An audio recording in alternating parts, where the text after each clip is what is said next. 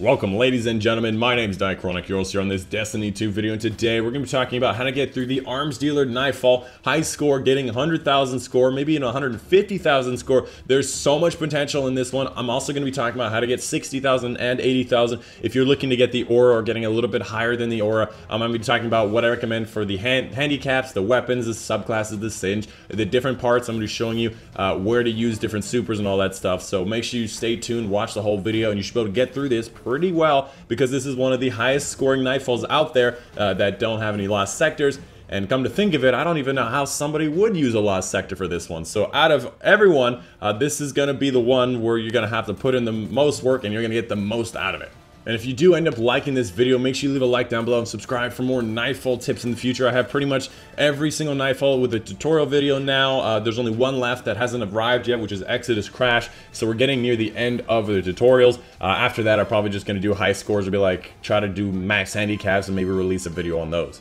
So to start off with the weapons, I recommend the standard complement, Better Devils, Mononon, Wardcliff Coil. I recommend having at least one linear fusion rifle in your group. It's going to be very effective against the tank sections as well as a lot of goldy enemies. Alternatively, I would also recommend having double scout rifles, so switch out the Better Devils for a Nameless Midnight would also be great because you're shooting from range a lot more in this one than you do in the other ones.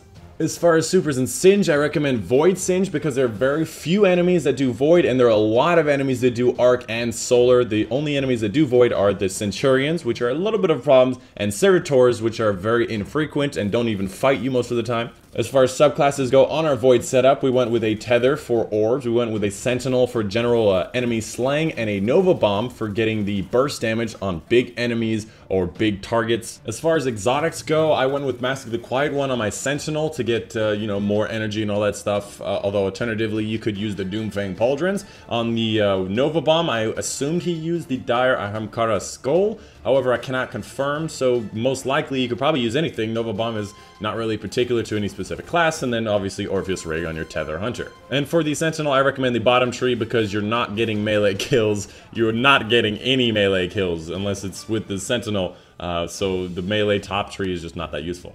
And I believe the Nova Bomb went with the one where it tracks and sends out Bloom. Before you start the strike, I recommend you rally the flag, which will give you full heavy ammo as well as all the other ammos. The way you do that, just go to a public event that hasn't started yet, grab the flag saying, hey, I'm ready up, so I'm going to rally the flag. You'll get full heavy, and then just go straight into the Nightfall right after that. As far as handicaps go, you can actually get away with quite a low handicap to get quite high score. Our 108,000 score run was at a 20 handicap, and this was on our second try through it that we actually won and got 108,000 score. It's a very high scoring Nightfall without lost sectors, which again, I don't know how you do lost sectors. So if you want to go for a 60,000 point run, you could probably get away with a 10 handicap. If you're looking for an 80,000 run, maybe for like 15 to 20 handicap, depending on how you do it. I remember I went with a group on 20 handicap. We had nothing correct. Like, I was using solar weapons on Void, wrong subclasses on some other people, no tether, and we were still able to get an 80,000 score. But with the main team with all the points and like the super try-hard sweaty team, we were able to get over 100,000 with 20 as well. If you are having trouble getting over 100,000 with 20, it's probably because you're not using the tethers in the right spot or the supers. Maybe not going fast enough, so you might want to make maybe raise it up to 24, 25. But overall, it shouldn't be that difficult. We're going to try for 150,000, probably near like a 40 handicap later, and see how many points we can get out of this one. So without further ado, let's talk about the mission. To start off with this first area, there's Void Shielded Flamers, a bunch of enemies in the same spot, explosives. This area should be very easy, very quick. If you end up dying in this area, you might want to reconsider your handicap and lower it because this is one of the easiest areas in the game. Take them all out, activate the console, and move on to the next one. The only problem should be the captain because he always dodges. The captains are always the hardest enemies. They always dodge. They always have like solar shotguns, although most of the time they usually have the kneeler thing, but it shouldn't be that hard. In this next area, I would recommend you rush up with your Wardcliffs towards where these captains come out of the door, because if you can kill both of these captains with Wardcliffs immediately, it only takes like one Wardcliff from each person, so 2 in total, and you should be able to take them down quickly. That'll save you a lot of time because these captains are an absolute terror. They will ruin your day if you leave them alive, so go in there with your Wardcliff. Don't kill yourself like I do. and do get them out of there. Once you do that, this entire platform will be secure, and you should be able to just snipe people with your scout rifles for this entire area. I would recommend you watch out on the left. At some point, the snipers will drop down, take out those snipers, and then again, just shoot the enemies. There'll be a bunch of explosive barrels in this area. You can use a linear fusion rifle on the chartreuse guy in the back, or the captains that go down. Once the enemies start thinning out, then you can move in with your ward cliffs and start dumping on the goldies. And if you did not know, I call the orange and yellow health enemies, I call them goldies. I would recommend killing everybody in this area before you move on. Moving to this next area, I would recommend giving the charge to the warlock, because there's this kind of weird little glitch where if you jump in the air, melee, and then use the glide, halfway in your melee, you should take that momentum from the melee and glide with that momentum, and you just keep doing that, like jump, melee, glide, and you should be able to get some distance. That's just something I wanted to mention. You don't really have to give it to that specific person. As you're moving on to this next section, there should be some either dogs or vandals that come out. They should be very easy. There's a chartreuse guy coming down, the green guy. I recommend using a ward cliff to just knock him straight off the edge, get a nice angle on him. Don't shoot him while he's going through the air, because he does not move while he's flying through the air. That I learned the hard way, but yeah, you can just launch him straight off the side.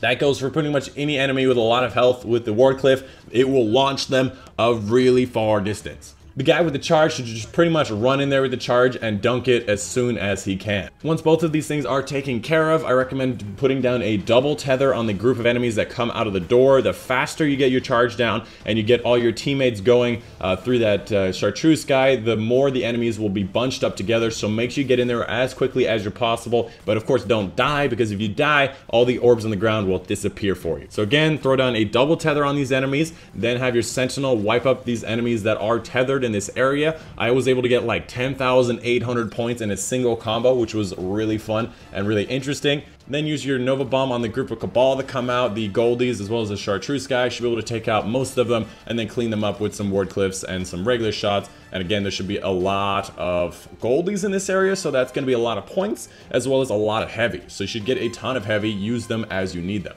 and clean up the regular guys as you go along. I would also recommend you just watch out. The Thresher does not give you any points for killing it, but it will shoot at you and harm you, so just take cover from that every once in a while so you're not getting shot all the time. After finishing this area, open through the door, kill the enemies as you go along. Should not be difficult. Once you move on to this next area, this is going to be one of the more tricky areas, because in this area we actually skip some enemies. If you're having problems doing this skip strategy, I recommend just ignore skipping and just shoot the enemies as you go along. It might actually just be easier to shoot the enemies from range with a scout rifle and just move up on them slowly. But what we did was we cleared some of the enemies in the front of the door. Then we went up this left side along the machinery, and then we tried killing the Colossus and the green yellow health sniper guy. These are going to be the biggest points in this area. That's why we wanted to kill them. Ward cliff is going to be very difficult because there's no edges to knock them off, so it's just going to bounce them around. So make sure your linear fusion rifle guy is on point. You might want to even consider using a Nova Bomb here on these guys, because they have a lot of health and it would be very nice to take them out quickly. Once you have cleared this guy, as well as a couple other guys that probably get in your way along, then move up into the ship, and then you're onto the tank part. In this tank part, you're going to want to use your linear fusion rifle guy to take out the tanks. The little hover jets on them should be able to, like, I think was 2-shot or 1-shot. It takes them out very, very quickly, very efficiently. So make sure your linear fusion rifle guy focuses on that and taking out that tank on the bottom. That's over like 2,000 points on that guy alone. Everybody else should focus on the shank snipers on top, the vandals, the captains. You should be able to shoot them from pretty far away, and it should be pretty easy to take them out. And on this section, just move up slowly, take out everybody on the ramp, avoid getting shot by the tank. The tank should be killed pretty quickly with that linear fusion rifle, especially if you bring 2 of them. Again, it's kind of a combo of whether you want having 2 ward cliffs or having 2 linear fusion rifles. Just figure out whichever one is the weakest part of your array and just bring that. We personally use 2 ward cliffs and 1 linear fusion rifle.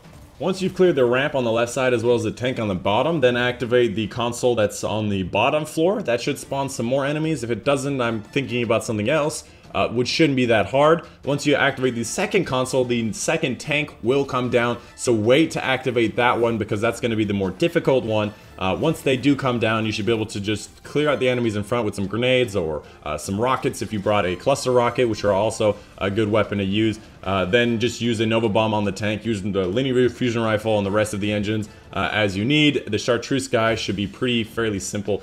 Just shoot him with whatever you want. I recommend not using Wardcliff because it will bounce him around and you'll kind of lose track of where he is, and he does drop heavy, so you want him on the top platform. After killing the chartreuse guy, a bunch of dogs will come out, double tether the set of dogs, and maybe even use a Nova Bomb. I think we did a tether and a sentinel attack. If you put down 2 tethers, you should have a full reset for the team, so it doesn't matter who uses what there. Just put down the double tether and the super, and you should be able to take them out pretty quickly. After you finish through that section, you're going to move on to the final area before the boss. There's a lot of opportunities here to tether, especially on that first platform on the right. There's going to be a lot of flame turrets, regular Cabal guys. If you just set down a tether right there in the middle, there's going to be Vandals and Servitors on the right. They might even join on that tether. You might even be able to get a full reset. If you do get a full reset, tell your team not to shoot and throw down a second tether, and you should have a bunch of orbs in this area for you guys to use. If you do end up getting a full reset for the team, then you can move in with some supers, take down a bunch of the enemies, maybe throw down a Nova Bomb, maybe a Sentinel. Be careful in this area. It's very important that you don't just go willy-nilly, because this area has a lot of Centurions with goldy health, which means that they have a lot of health and a lot more damage, and they shoot void damage. So you got to be very careful of those Centurions. My general strategy is to jump up on the right section. There's like an opening here. Most people don't know about it, where you can go get a sneak attack on the Servitor. Wardcliff the Servitor, should be very quick. Take out the Vandals, and then you can move on to shooting everybody else. In this area, in general, just stay back, shoot everybody from range. Don't get hit by the Centurion. Be careful of the AoE on him. He will shoot you if you're around the wall. He does not give a fuck. As you move along in this area, more enemies will spawn in. I think there's a group of Vandals that'll come down. There's a group of Cabal once you activate the console. You might have opportunities to use a tether or a super here, but I would just chill out, use your heavies. It shouldn't be that many points, so just kill off those people, get on the platform, and move up towards the boss in the final boss for the Battle of the Galaxy. I don't know why I call it that, but it sounded appropriate.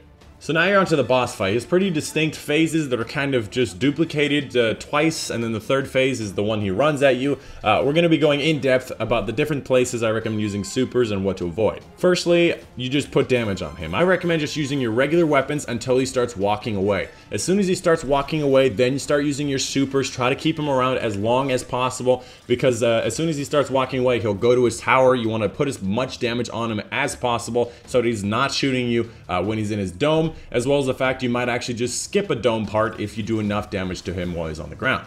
I recommend you clear out the ads before focusing on the boss. However, if you did not do enough damage to the boss, he'll actually be shooting his sniper at you, so be very careful of that. I recommend just dumping into the boss as much as you can while he's up there to get him to dome up, because if he hasn't taken enough damage, he won't have a dome. He'll start shooting you with a sniper. If you do enough damage, then he'll dome and stop being a problem. Then you can take care of the ads pretty easily.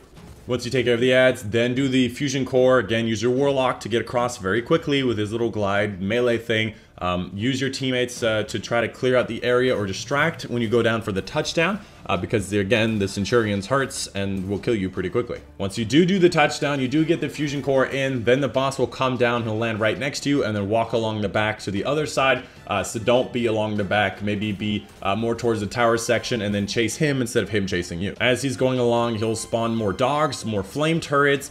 This is going to be where your tether is going to be very useful. Just find a nice place right in front of the doors to put your tether down, so all the dogs will come towards you near the door. They'll open out through the door. They'll get a bunch of tether grabs on it. You'll be able to take them out pretty quickly, get a lot of orbs, maybe even get points if you're still within the point timer. There's a lot of opportunities here. The dogs are a bit of a problem because they have you move along a lot, but for the most part, you should be able to take them out with a nice Wardcliff or a nice tether, or maybe even a nice little smoke grenade. And again, as Sarasu has told me every week, several times a week, use your smoke grenades on groups of enemies, or use them on very heavy damaging enemies like Cabal, Centurions, Goldies. Use your smoke grenades. They basically tell the enemies to just stop thinking and stop doing things, so make sure you use them. He tells me every week, it's so underrated. I don't know why people don't use them. It's such a good tool, and you could dodge to get another one.